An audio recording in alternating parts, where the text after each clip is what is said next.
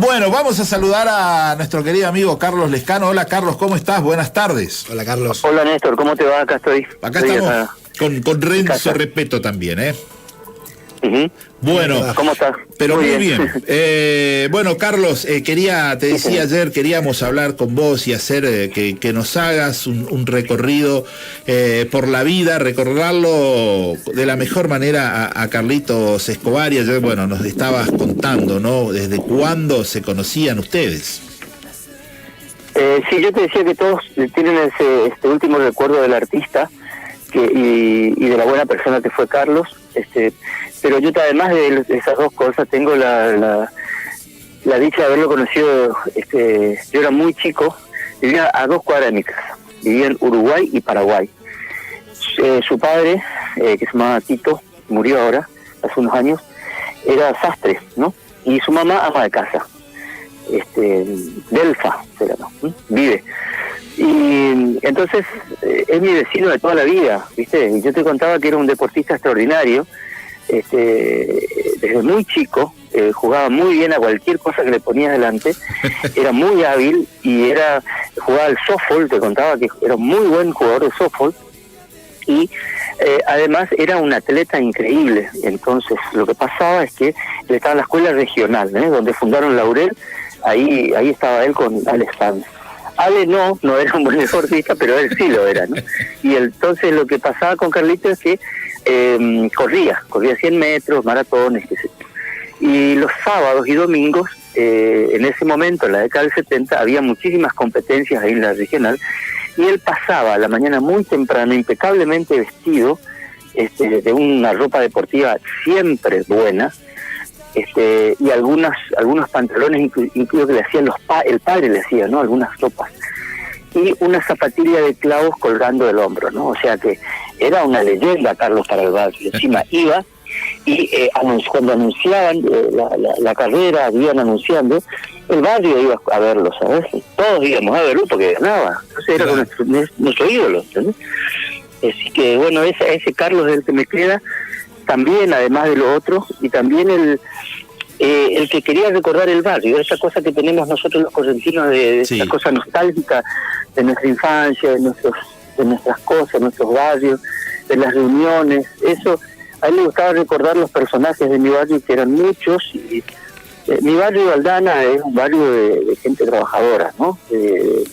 Sobre todo de muchos embarcadizos, ¿eh? Uh-huh. Esta es porque ahí estaba el Puerto Italia, porque quedaba cerca del puerto, porque estaba obra sanitaria. Entonces estaba poblado de personas que trabajaban en el río, ¿no? o algunos embarcados que eran de la mercante, como decían, ¿no? Entonces después se reunían a la noche y a esas reuniones iba Tito, ¿no? Y Carlos lo iba a buscar después, ¿no? Habían 2 centros de reuniones ahí, que era el almacén de Juan Torres, que quedaba en Sargento Cabral y Paraguay, y el otro, que era la casa más tarde, ¿no? Ya en los 70, fines de los 70, lo de Manucho Mallorca, que quedaba a la vuelta de la casa de él por Vera entre Uruguay y Paraguay. Así que tengo ese recuerdo de él, de reírnos mucho sobre anécdotas y cosas de esas personas trabajadoras que eran nuestros vecinos y que él quería tanto. Uh-huh. Carlos, y bueno, ahí nació la historia de Laurel, que increíblemente o no increíblemente se hizo, explotó en determinado momento en todo el país.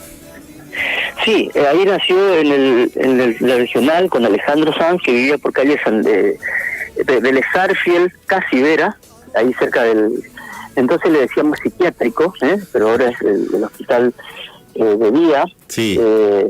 Entonces Carlos iba hasta ahí, ensayaban, y así nació ese dúo que primero se presentó en la escuela regional, y después se presentó en los interbarrios, con Jacinto Mamut, ganó, y grabaron un cassette, ¿me acuerdo? Ya no recuerdo qué tema era. Sí. Y así comenzó, ¿no?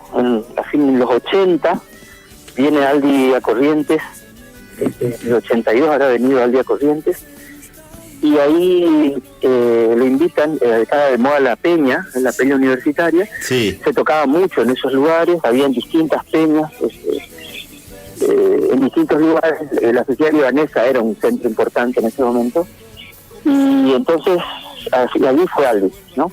Y ahí empezaron a invitarlo para un tema, para 2 temas. Aldi empezó a ponerle la impronta, porque era música norteña, ¿no? Básicamente. Folclore, samba. Folclore norteño, ¿no? Sí.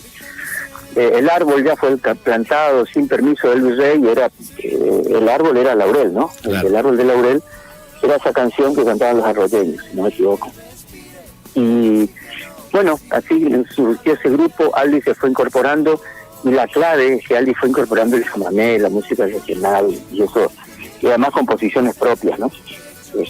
O de Mateo, los primeros temas eran de Mateo, de Aldi,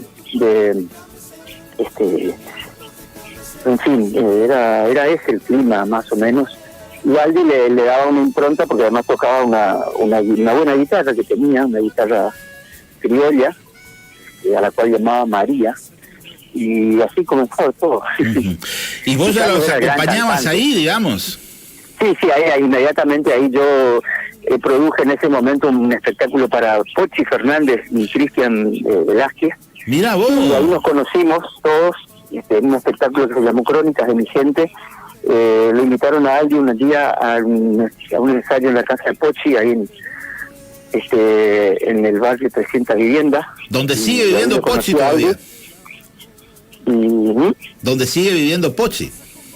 Donde sigue viviendo Pochi, ahí se hizo el ensayo, lo conocí a Aldi, y ahí comenzamos a conversar mucho con Aldi y a empezar a ver qué podíamos hacer juntos. Y bueno, ahí comenzó otra historia de Laurel, que ellos vivían en un departamento era un primer piso por calle Córdoba, enfrente al Banco de Sangre, ¿no? Uh-huh. Córdoba y Moreno, por ahí.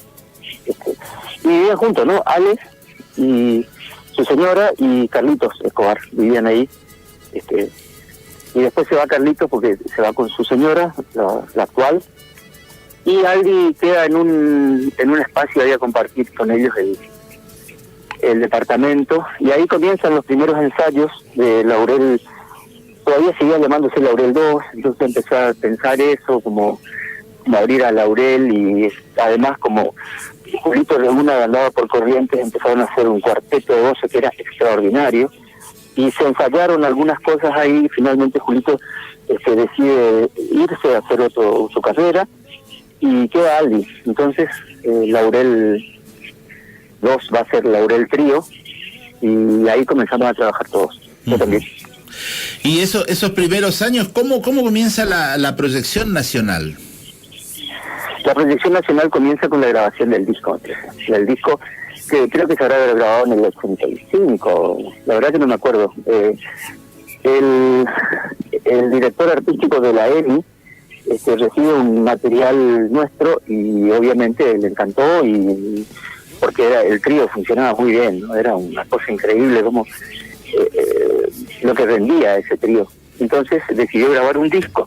Era muy costoso hacerlo todo en Buenos Aires porque ellos vivían acá en Corrientes, entonces decidió grabarlo en el Teatro Vera. Entonces vino, Hugo Casas, ¿no? El director artístico de la EMI Odeón era entonces. Escuchame, Emi Odeón tenía los derechos de Gardel, o sea, no era era demasiado importante, y nos atendía y nos quería como si fuéramos, no sé, conocidos toda la vida, y con una mirada artística muy aguda, y vino.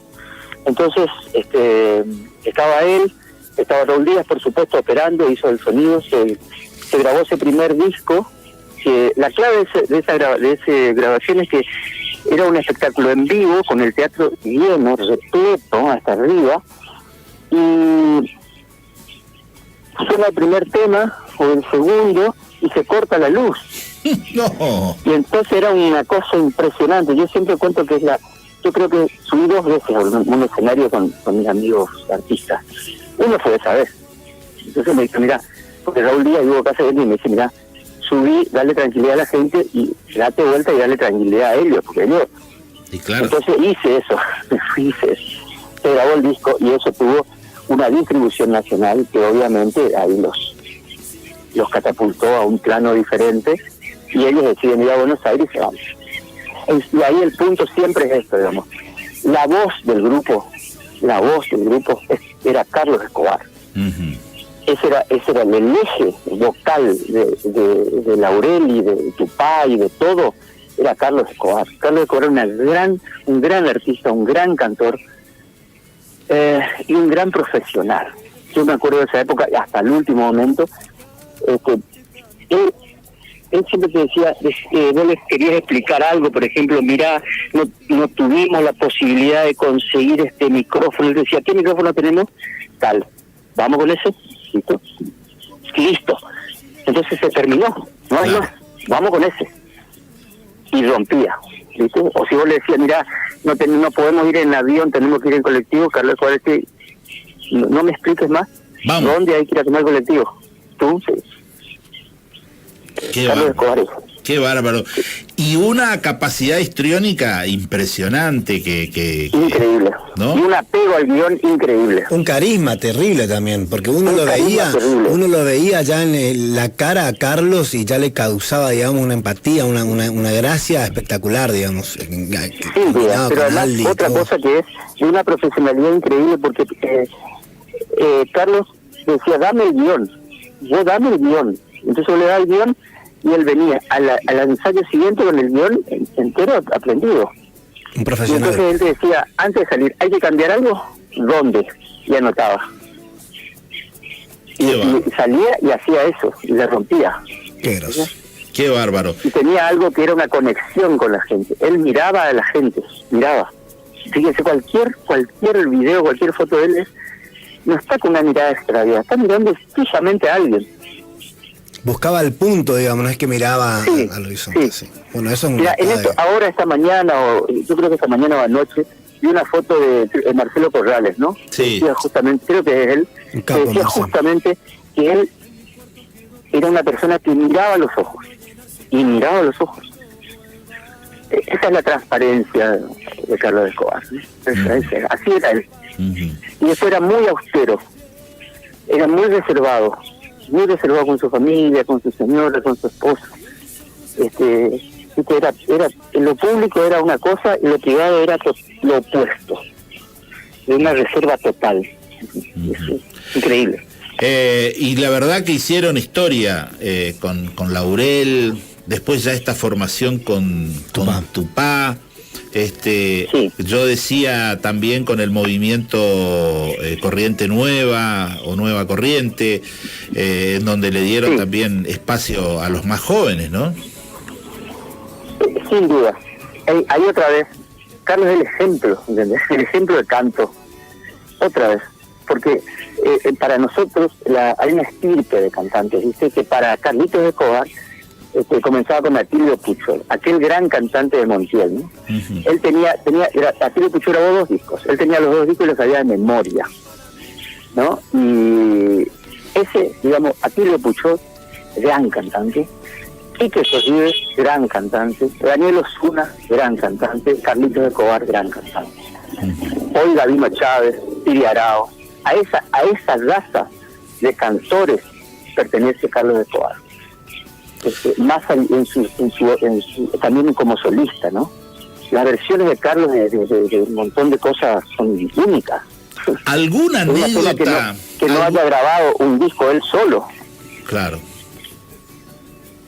Porque ellos hacían siempre en nuestras reuniones más de amigos, las canciones que se cantaban antes en los 80, los 90, en reuniones de amigos, ¿no? Que son canciones básicamente de Aldi o del grupo Cruzucateño o muchas de Pocho, de Cacho, esas, ¿no? Esas canciones hacían en guitarra solo Aldi y la voz de Carlos. Bueno, eso es una pena que no haya quedado grabado. Que vos le decías, ¿por qué no graban todo esto? Siempre. ¿Por qué no hacen se lo digo a Aldi.